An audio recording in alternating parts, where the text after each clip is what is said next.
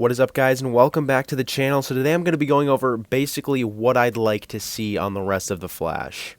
Now, right before we get into that, I'm just going to, sort of predict how much longer The Flash will be going on for as a show. Now, I'm going to say that it'll probably go for 2 or 3 more seasons, maybe 3.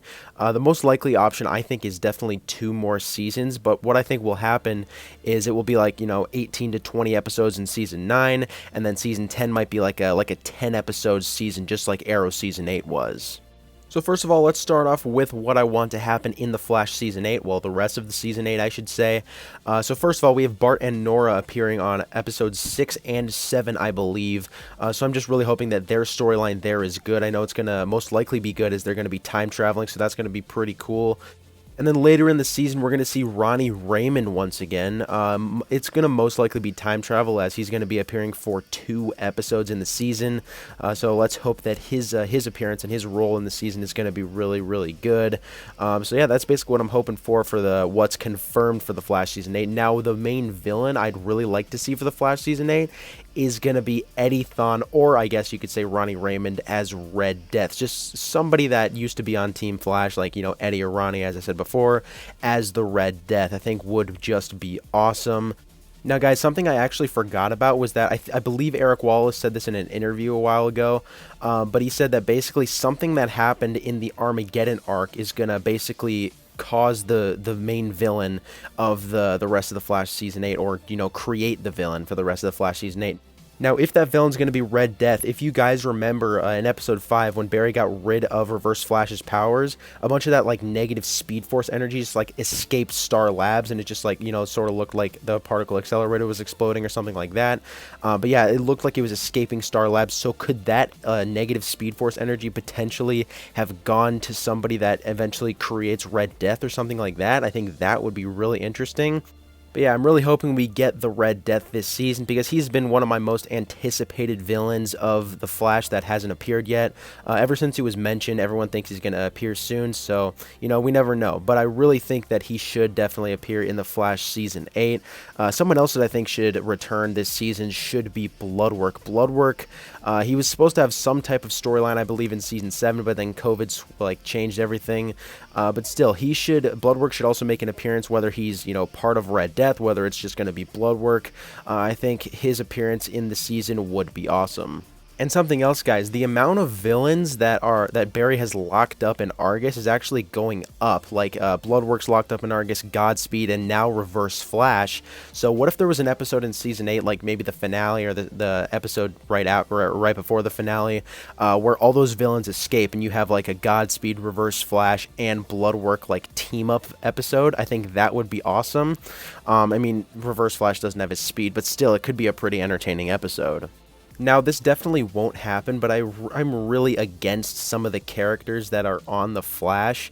So what I'd really like to see is maybe some of them just leave the show or, whatever.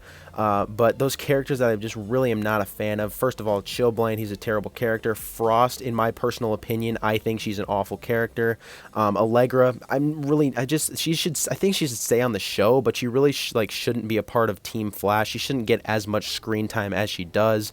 I really think she's only a good character in regards to Iris's reporter storyline and that stuff progressing. And then Chester, I think he's a good character. I think he can stay on the show.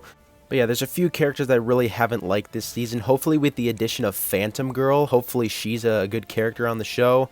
And yeah, Season 8, I'd say nonetheless, is still looking like a much better season than Season 7. And I'm really excited for what else is going to happen in the season. Now, obviously, since The Flash Season 8 is not over yet, we know literally nothing about Season 9. Now, here's what I think would be cool to see in Season 9. Now, what I think the Season 8 cliffhanger should be, and this is one of the only reasons that I think Cecile should stay on the show, is that maybe because Barry time traveled or something like that, it was a timeline change to where Cecile and Joe no longer have a girl named Jenna. They now have a boy instead, and his name is Daniel West.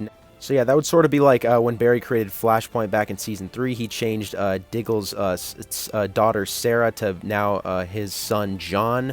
But anyways, the reason that I think they should change it from their daughter Jenna to their son now Daniel West is because in the comics there was an evil speedster named Daniel West, and basically in the comics he is, I believe he is Iris's brother. In the comics, Wally West is Iris's nephew instead of her brother on the show. In the comics, Iris's brother is Daniel West, so that would, you know, be comic book accurate to make Iris's brother Daniel West. So what I think they could do here for Daniel West is they could say that he's from the future, and he's come back as an evil speedster. And in the comics, he is called the Reverse Flash, and I think he would be such a good villain. They would create such good storylines for that in season 9, that he would be such a great emotional villain as well for Barry. And another thing I'd like to see in Season 9 is the villain, whoever the villain might be. I really hope that they're the villain for the entire season. I'm not exactly a fan of the graphic novel approach anymore. But yeah, I think Daniel West would be such a cool villain to see on the entirety of The Flash Season 9, especially because, you know, if they end up going the time travel route with it, or at least that's what I'd like to see, if they end up going, you know, because Barry time travel, Daniel West exists, I think that would be another great storyline, because it would be like, you know, sort of Barry's fault that he's this, like, villain called the Reverse Flash, so that would set up another great storyline, and I personally think that would be the best place they could go with the second to last season of The Flash. And yeah, if not in Season 8, characters like Cisco and Wally West, aka Kid Flash, should definitely return in Season 9. They're two of the best characters that The Flash has had, and I really wish they would return more often.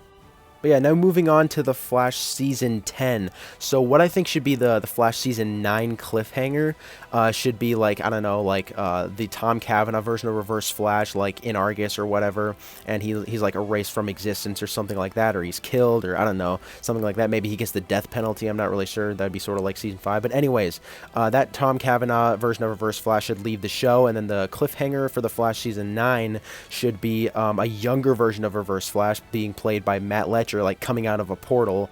And then yeah, he should be the main villain of the final season of The Flash, that being, well, at least what I would say, Season 10, and I'm just, you know, just saying for the sake of the video that it'll be just 10 episodes long.